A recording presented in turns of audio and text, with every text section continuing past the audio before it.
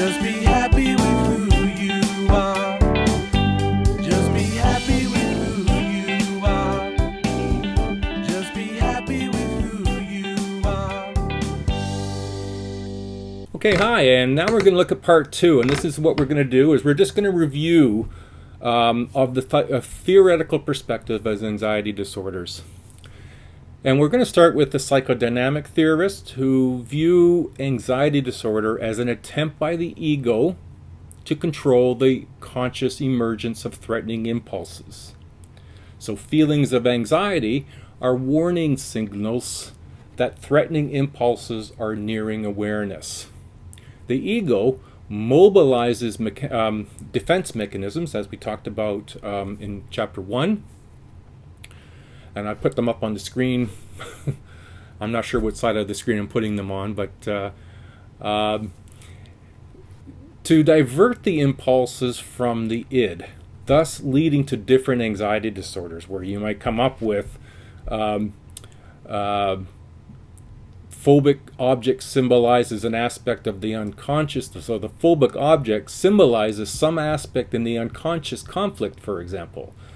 This psychodynamic model is difficult to test, as the unconscious impulses, to date, they're difficult to determine the existence of. You can't see or hear the unconscious impulses. So it brings into question whether or not that's in fact what's happening. It's theorized. Now, using the behavioral perspective, we have, under this banner of behavioral perspective, we have the learning theorists, and they explain anxiety disorders through conditioning and observational learning. We've talked about those in the previous weeks as well. Hobart Mower's two-factor model incorporates classical and operant conditioning in the explanation of phobias. Basically, previous neutral objects, situations, are paired with an aversive stimuli, sort of like when I mentioned about the word psychology being paired with a loud noise and developing a phobic response perhaps to the word psychology. That's classical conditioning. Then by avoiding the word psychology, we are reinforced that the avoidance works.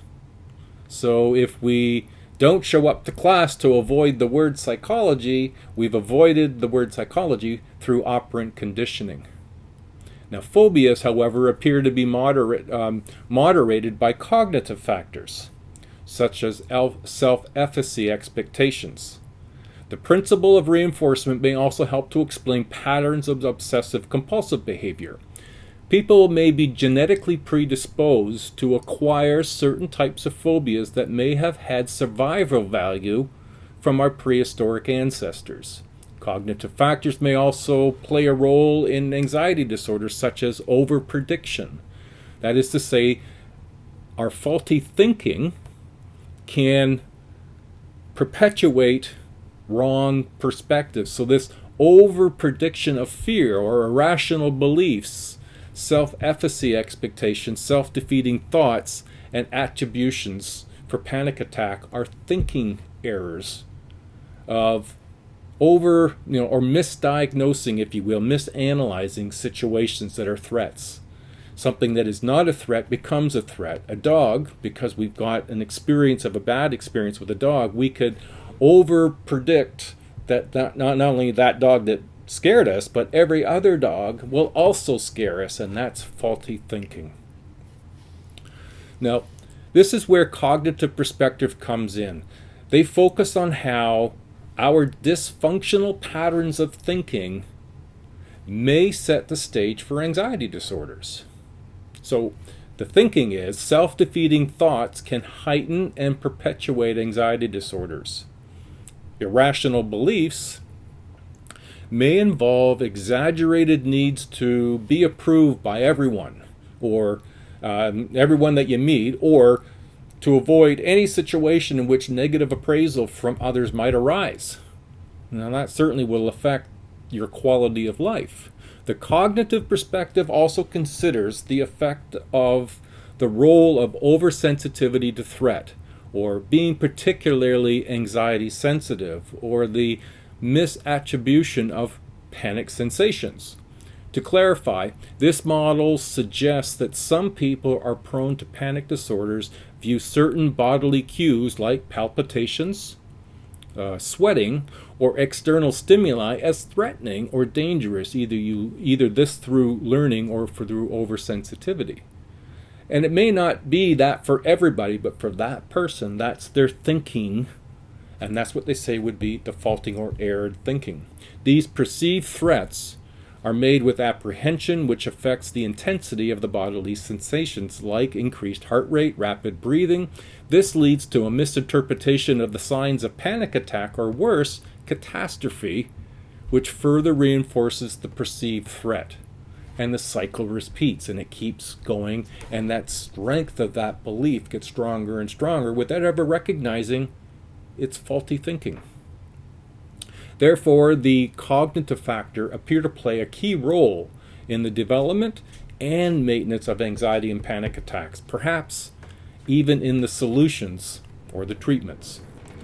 The cognitive perspective really emphasizes our repeated negative self-talk can contribute to our perception that we cannot handle something, or that the cycle through which our dysfunctional, faulty thinking so much that we contribute to our own obsessions, our own phobias, and our own anxiety.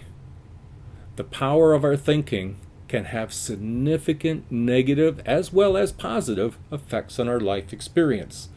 We're not always aware of what our negative thinking is because we don't self-reflect very much. Sometimes it's just worthwhile at the end of the day to sort of review your day and ask yourself, what have I been saying to myself? When things went badly, what was I saying? And when things went well, what was I saying?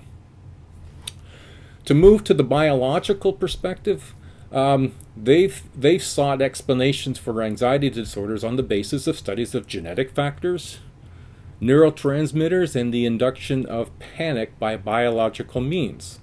For the genetic part, much is being made of the role of heredity, the genetic or gene contribution to susceptibility to anxiety-based issues.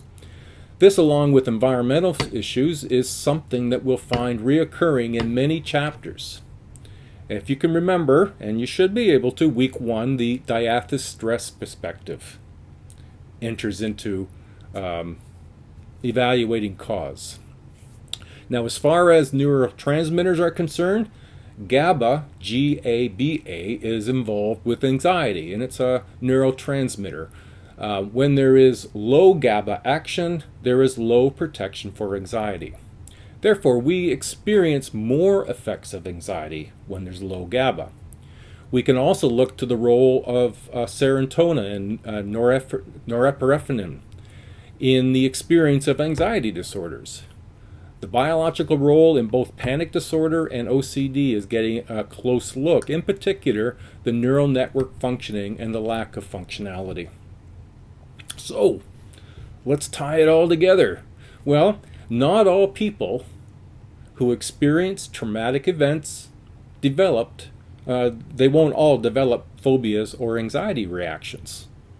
And in itself, that's important to note. Not everybody is equally going to be influenced.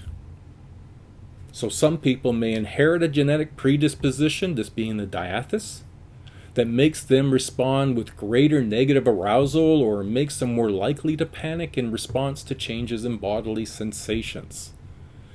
It doesn't guarantee a psychological disorder, but it may predispose someone to more likelihood than somebody else. Anxiety disorders can develop from complex interactions of environmental, psychological, physiological. These factors include behavioral, social, environmental, biological, and emotional cognitive factors. And so what we can see in terms as our cause is much more complex than simply you're just panic easy, or you just like to repeat things. It's much more complex than that. All right, that's the end of part 2, looking at some of the causes. Again, it was a brief review. You'll find more information, of course, in your textbook. The third video, we'll be looking at treatment. All right, let's keep it going.